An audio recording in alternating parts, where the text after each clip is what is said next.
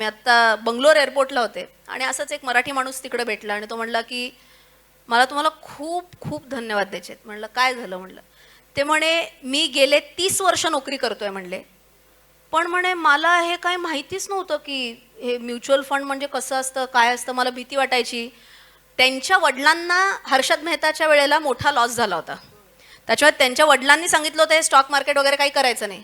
So त्या भीतीपोटी can you believe त्यानले आजपर्यंत मी कमवलेला सगळा पैसा सेव्हिंग अकाउंटमध्ये मी ठेवलेला आहे.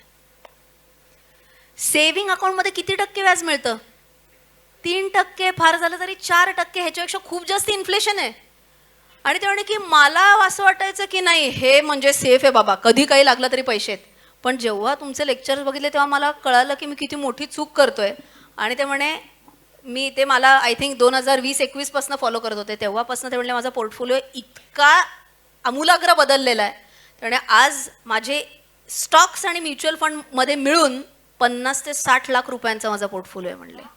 सो अगेन आय फील की किती महत्त्वाचं आहे या सगळ्या गोष्टींबद्दल तुम्हाला अवेअरनेस असणं आणि त्याचं हळूहळू ट्राय आउट करून बघणं. आणि बेसिक्स क्लिअर पाहिजेत. बेसिक्स क्लिअर करण्यासाठी काय करायचं ते सांगायलाच पाहिजे ना तुम्हाला.